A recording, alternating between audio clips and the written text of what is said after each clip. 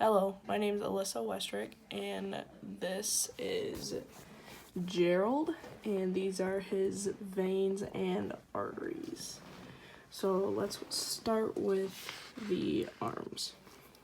So first, oxygenated blood starts at the heart, goes into the aorta, the aortic arch, and then it goes into the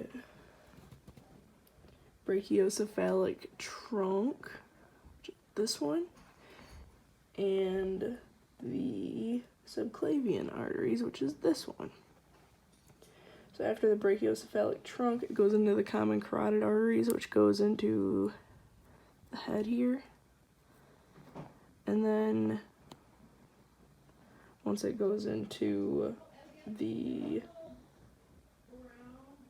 subclavian arteries, it goes into the axillary artery, which is right here. And then we've got the brachial artery going down the upper arm. And then we've got the radial artery right here. And then we've got the ulnar artery right here. And then after that, we have the palmar arch, which is right here. And then after the palmar arch, the blood goes into the digital arteries. So now that we're done with the arm, let's move on to the leg.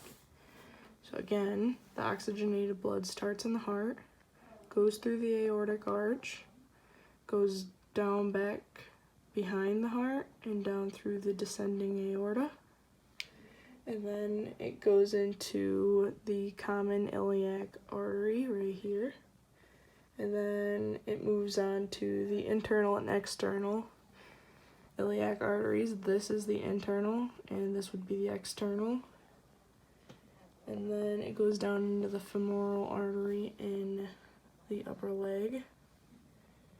And then the popliteal artery, which is right in the knee area.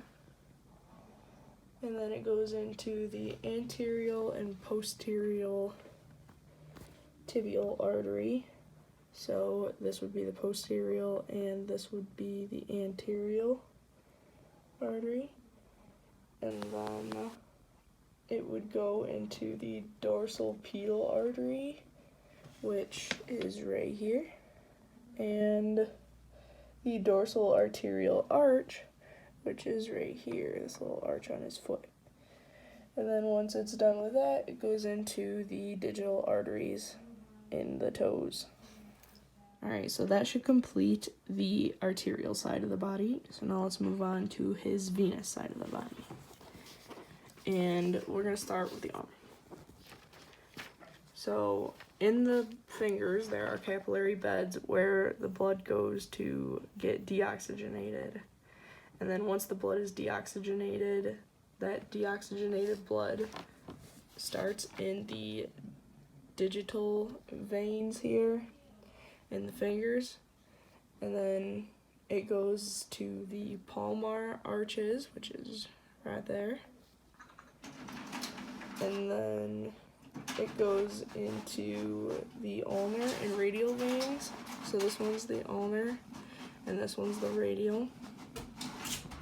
And then you have the median cubital vein right here.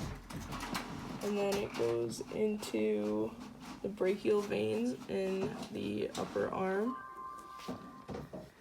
And then it goes to the cephalic veins, which would be the outer one right here. And then it goes into the axillary vein, which is in his armpit right there.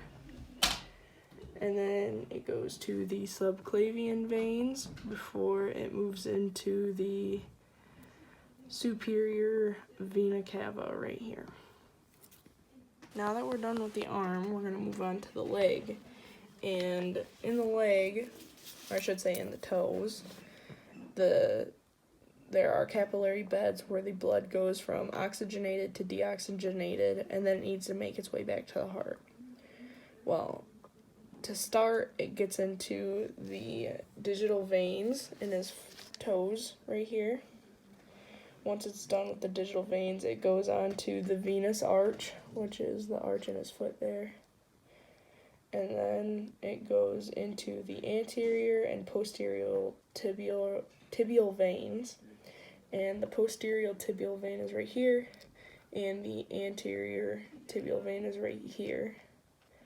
And then there's also a third vein in the leg called the small saphenous vein, which is right here.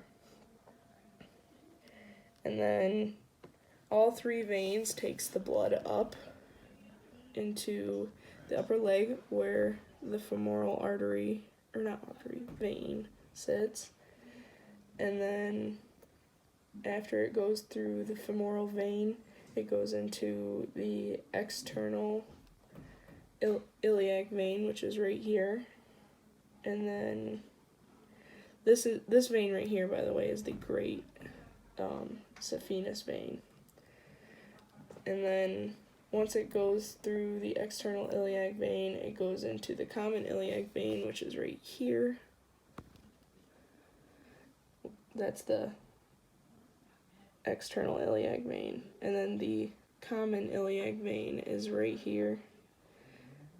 And then it goes into the inferior vena cava. This is the inferior vena cava right here. And then it goes back into the heart and then into the lungs to get reoxygenated. So I don't feel like I did a great job explaining the upper portion of the veins and arteries. So let me redo that for you. So right here, we got the heart, and then we got the aorta, and then off of the aorta comes the left common carotid artery, which is right here. It goes up the left common carotid artery, and it turns into the internal and external carotid arteries.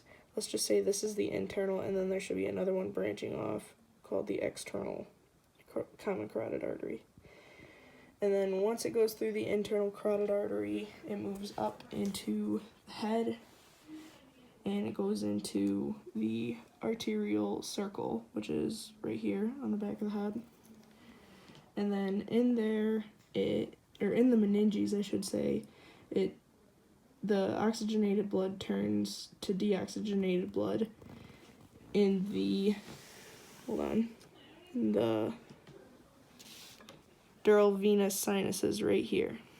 And then once done with that, it moves down these veins. So we've got if you can see that, we've got the internal jugular vein and then the external jugular vein right there.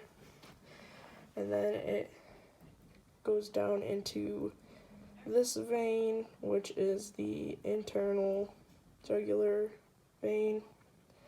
And then the internal jugular vein drains into the brachiocephalic vein right here before it goes into the superior vena cava and into the heart and then into the lungs.